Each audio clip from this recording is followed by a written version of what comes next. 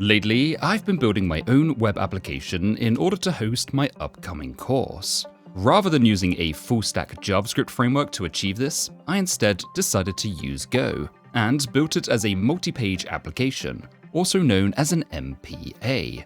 So far, I've been really happy with this decision, as it's allowed me to take full control of my entire application stack, using a language that I'm pretty familiar with. This has not only allowed me to be more productive, but it's also made building the web application extremely enjoyable, which isn't something I personally feel when working with tools such as Next.js. However, when I was first getting started building this application, there was one thing I was finding to be rather tedious: client-side interactivity.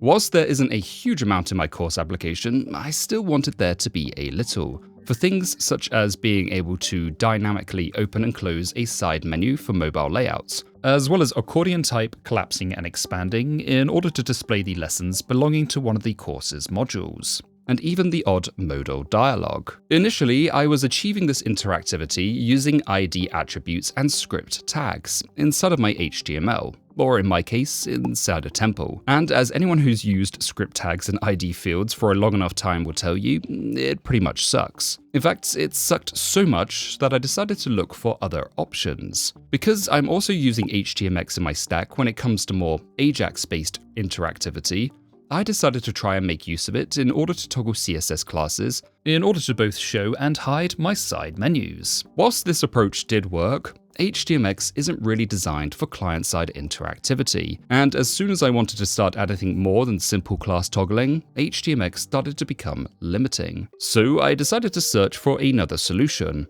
one that would allow me to still have an MPA using HTMX, but would make it easy to also add client-side interactivity. And as it turns out, there's one that's often recommended for this particular setup.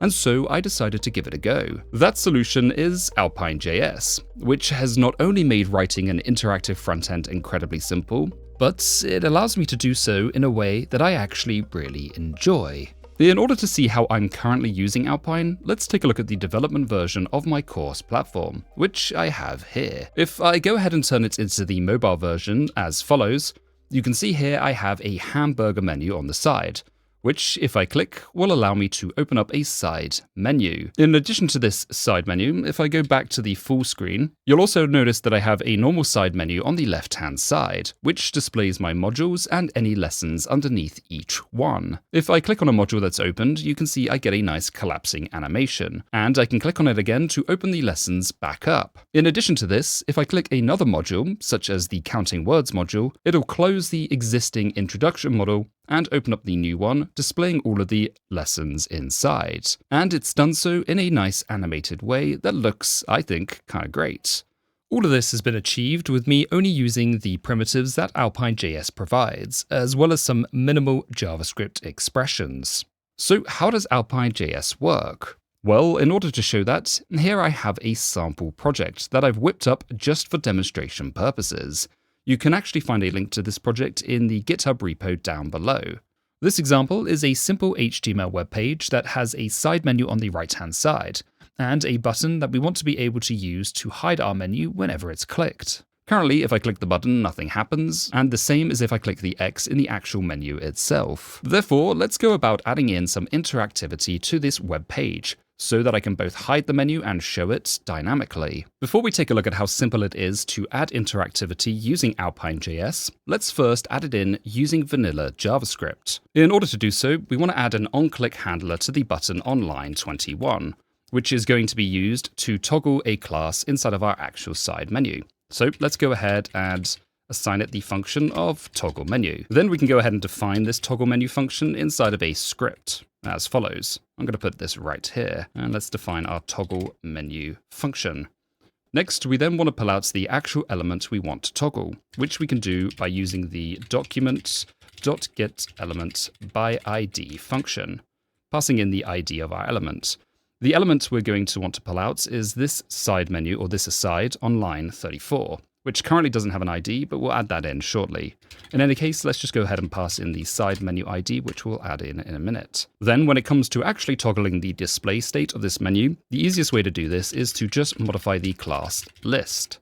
In this case, toggling the hidden class, which is a Tailwind CSS class that basically resolves to display none. Now all that remains is to go ahead and actually add in our ID attribute, which we can do as follows. With that, our interactivity should now be set up. If I go ahead and navigate back to the browser page and refresh it, now when I click the hide menu button, you can see we're both hiding and showing our actual side menu. Whilst this was pretty simple to set up, it's also pretty naive. For example, there's no transitions for when the side menu enters or leaves. It's just either visible or not.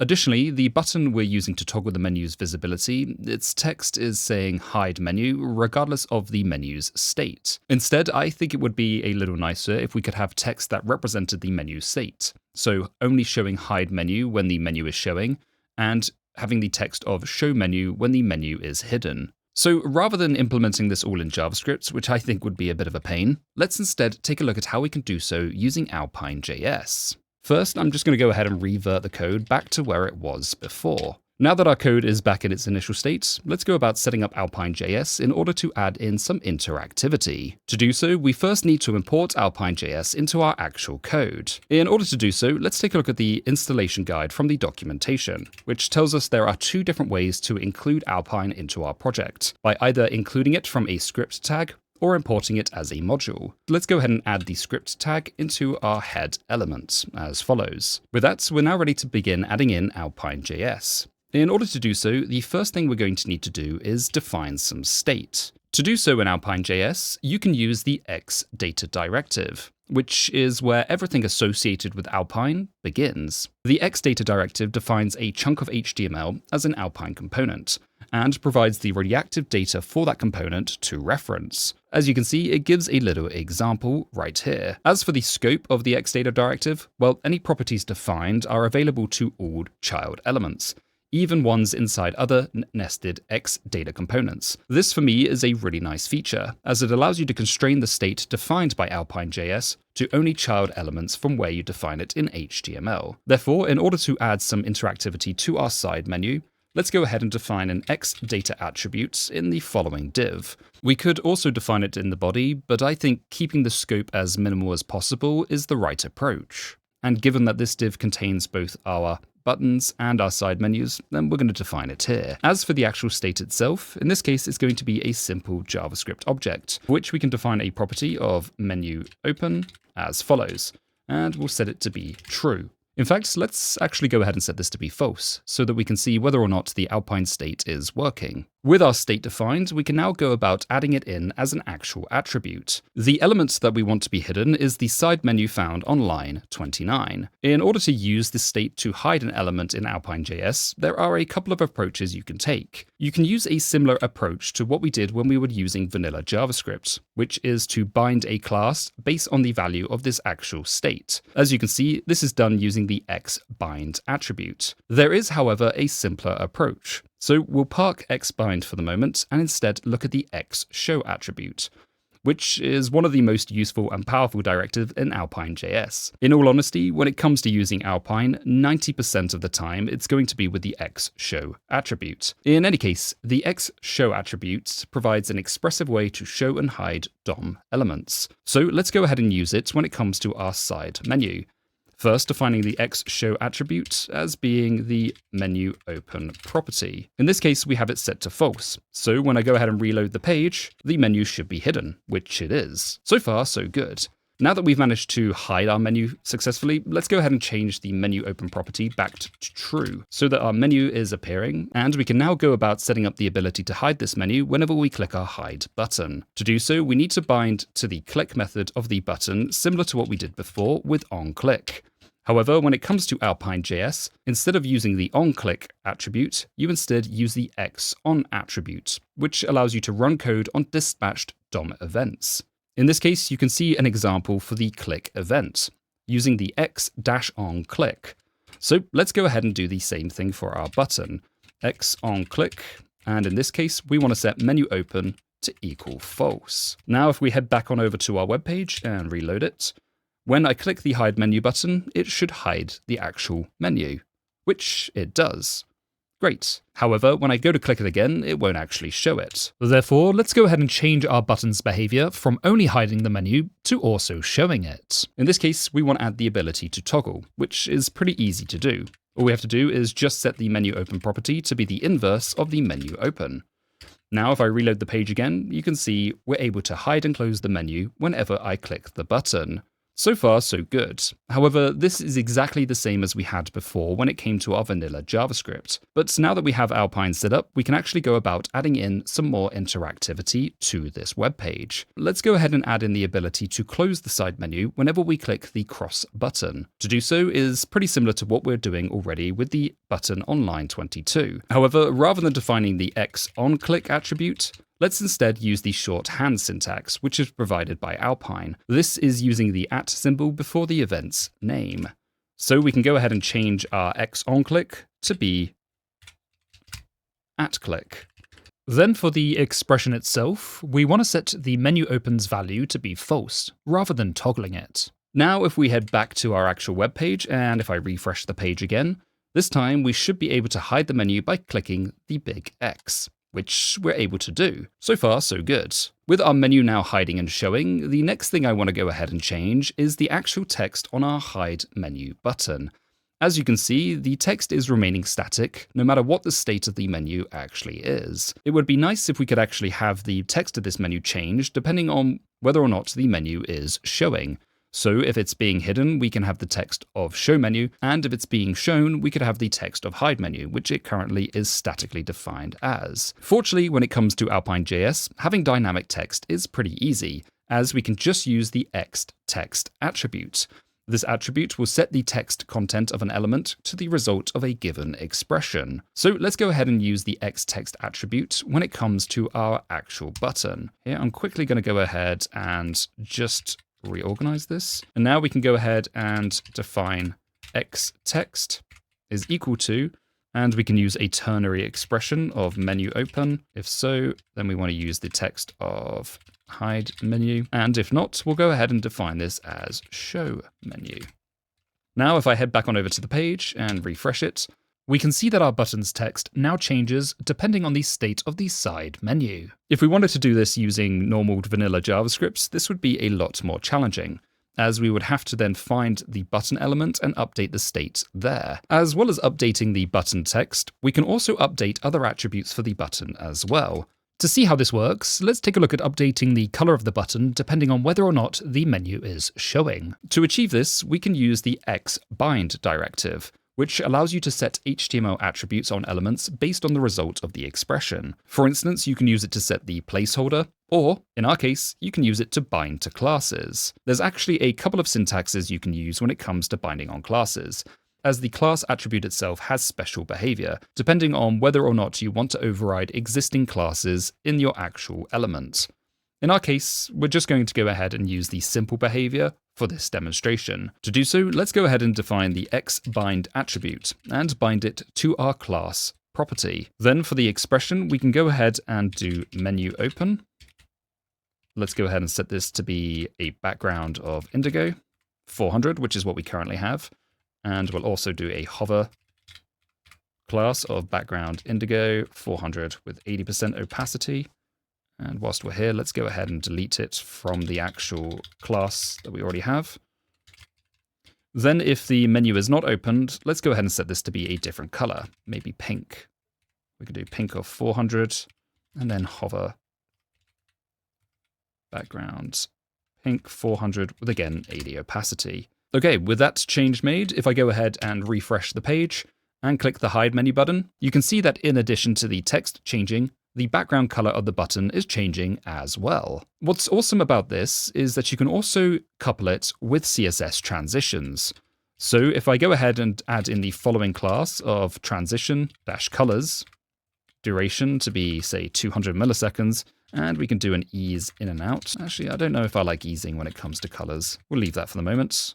Now, if I head back on over, refresh the page, this time you can see the color transitions, rather than it just being a hard change. Whilst using CSS transitions is really nice to have that sort of animation going on in your code, It's not the only approach you can take, as Alpine.js also provides an x-transition attribute. This attribute allows you to easily create smooth transitions whenever an element is shown or hidden, and the documentation gives some examples of how to do so. So let's go ahead and make use of it in order to add a transition to our actual sidebar element for whenever it's shown or hidden. The easiest way to do so is to go ahead and just use the x-transition attribute. Before we do so, let me go ahead and quickly tidy up this attribute list. Then we can go ahead and just add the x-transition attribute as follows. Now, whenever I go ahead and toggle the menu, you can see there's a slight transition applied. Whilst this is awesome, personally, I don't think this is the best transition when it comes to a side menu.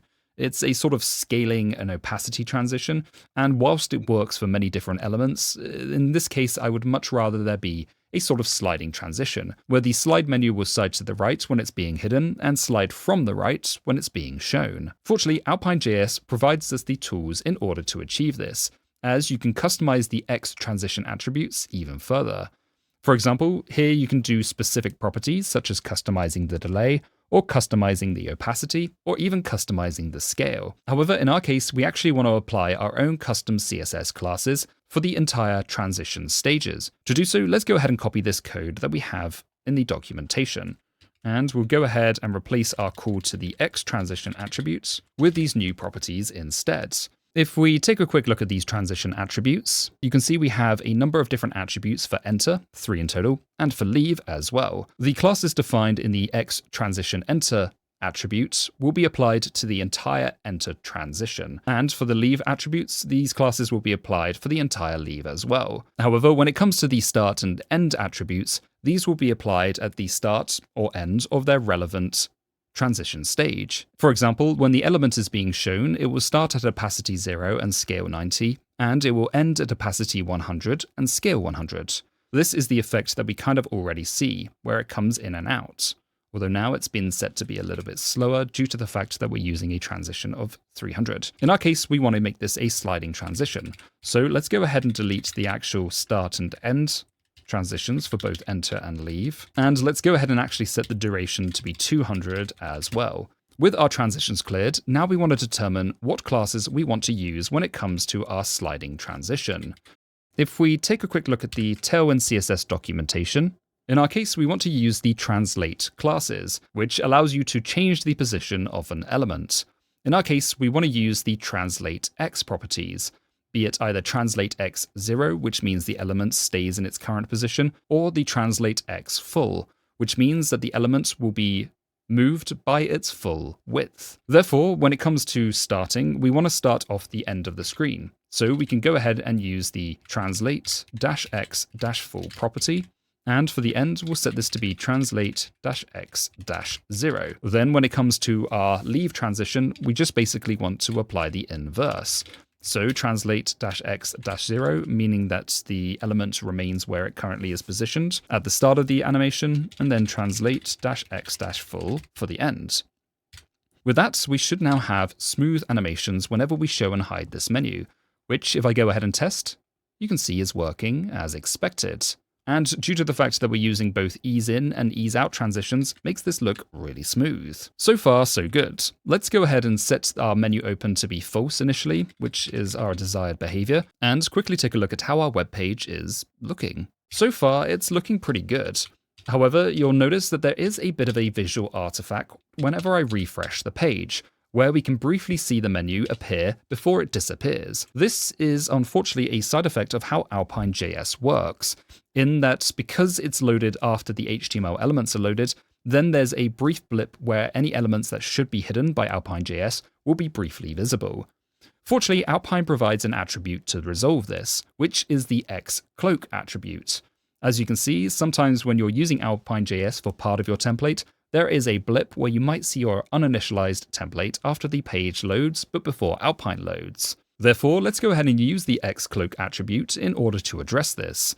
In order to do so, we first need to add the following CSS into our actual CSS code, which we can do as follows. Opening up the input.css, which is where my CSS is being defined, and pasting in the following CSS attribute. With the CSS defined, we can now head back on over to our menu, and for the element we want to hide initially, we can go ahead and use the x-cloak attribute as follows. Now when I refresh the page, we'll no longer see the side menu being displayed. With that, we've managed to add in some simple client interactivity for showing and hiding a slide menu, which is pretty much the same thing that I've done on my own course website. As you can see, Alpine.js makes it incredibly easy to add interactivity into your application, and it does so in a way that allows you to keep all of the client interactivity code in line to the actual elements, be it the state of the component, the event handlers, or even the expressions themselves. This is a concept called locality of behavior, which is a philosophy that both Tailwind CSS and HTMX share. The general idea is that rather than separating your code across multiple places and grouping it by its concern, for example, storing your HTML, CSS, and JavaScript in their own respective files, you instead keep all of the relevant code inside of a component or element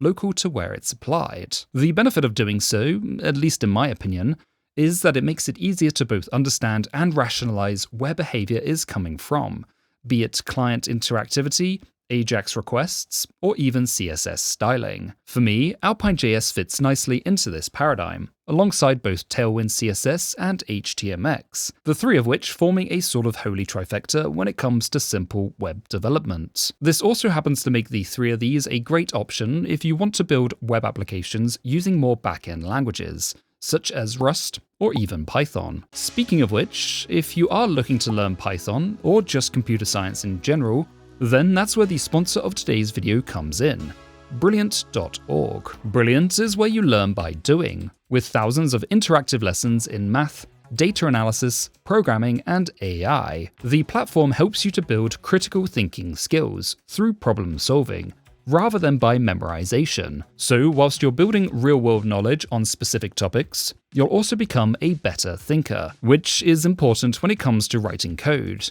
as most of the time you'll also be solving problems. As well as learning how to solve problems, Brilliant also provides a growing number of programming courses, which are great for building foundational knowledge when it comes to building real-world applications. As I mentioned, if you're looking to learn how to code in Python, then Brilliant can help through the Applied Python course, which can help you to learn the language so that one day you can begin building web applications using it, as well as with Alpine.js.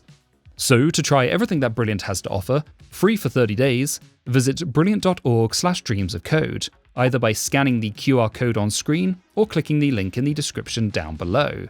By doing so, you'll also get 20% off Brilliant's annual premium subscription. A big thank you to Brilliant for sponsoring this video.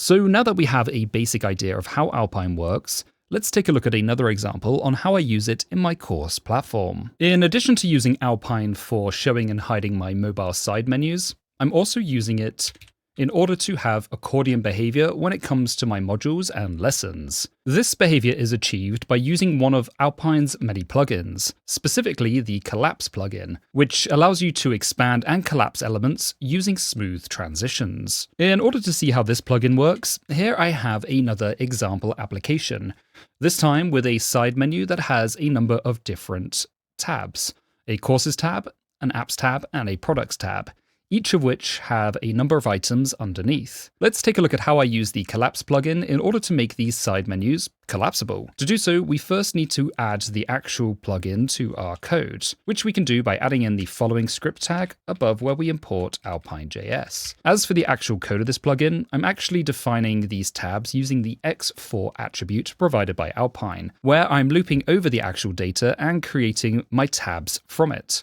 Normally I would do this using a templating engine such as Temple or just standard Go templates. However, for the meantime, I wanted to do this entirely within Alpine.js just to take a look at how it works. In order to make our list elements collapsible, let's begin by first defining some state for each of the tabs we're creating using the xData attribute, which we'll set to be isOpen and we'll set it to be false, followed by using the xShow attribute on our individual items, which we can do using the following div. xShow is equal to isOpen. And lastly, adding in some click behavior for our actual div, in which case we'll just toggle the isOpen state using the following line. With that, if I refresh the page, we should see that each of the tabs is closed, and when I click it, it'll open up. Now let's go ahead and add in some transitions, which is as easy as adding the xCollapse attribute in the div we're showing and hiding. Now, if I go ahead and refresh the page in order to test it, we should see our tabs are able to open and close with a collapse animation. Pretty simple. But what about if we want to do it so that we only have one menu open at a single time? Well, in order to do so, rather than using an xData attribute on each element on our list, which will cause them to have their own state, instead we need to define a single state element for all our tabs to share.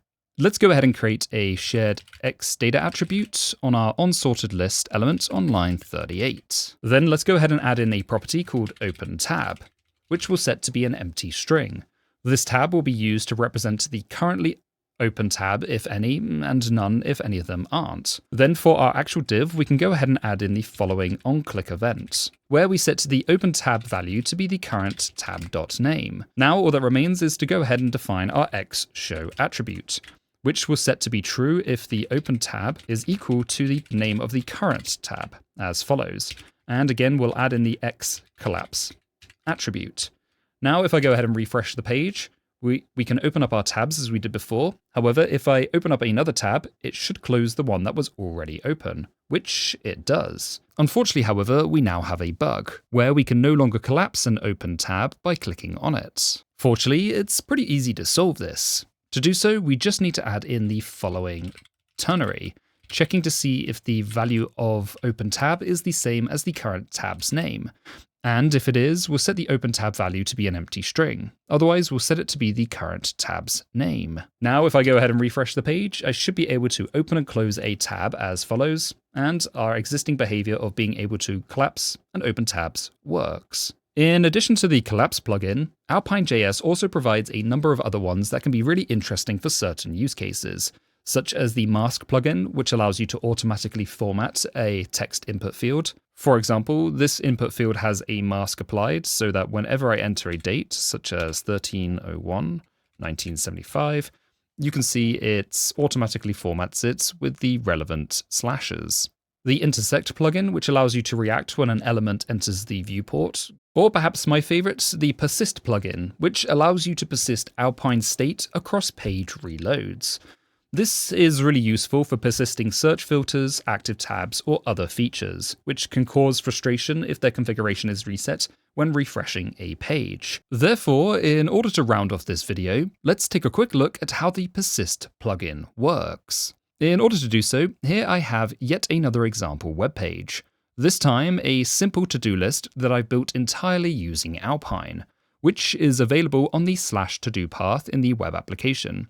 And the HTML for this page is in the to-do.html file. The page itself consists of a simple input field that will allow me to add items onto my to-do list, such as create Alpine.js video and finish fullstack Go starter kit.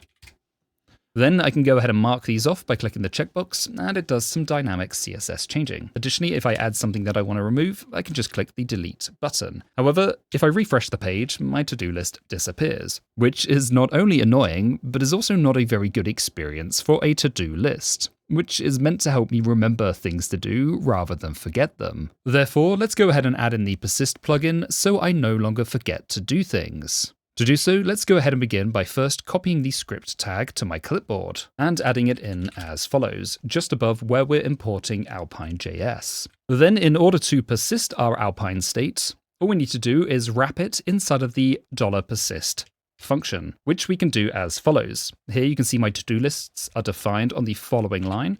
So if I go ahead and use persist, wrapping it as follows, I should now have a to-do list that persists across refreshes. So let's go ahead and add in some tasks as follows. And if I go ahead and refresh the page, you can see they still remain. Additionally, if I go ahead and delete tasks, you can see they still apply, and the actual state of each task should persist as well. All of that without having to write any custom JavaScript. That covers the basics of how I've been using Alpine.js when it comes to my own course website, using it to make implementing client interactivity incredibly simple, adding a bit of flair to any multi-page web application. Additionally, by coupling Alpine.js with HTMX, it makes me feel like I don't need to worry so much about not choosing a JavaScript front-end framework when it comes to building web applications, which is something I was always slightly concerned with before. In fact, I actually have a couple of projects I already have written in Next.js that I want to migrate over to using Go and Alpine, which will give me a chance to really push the boundaries of what I can achieve using it. In any case, I'm interested to hear your thoughts. Have you been using Alpine.js when it comes to your own projects? And if so, do you happen to have any tips you can share with me? Let me know in the comments down below. Otherwise, I want to give a big thank you for watching, and I'll see you on the next one.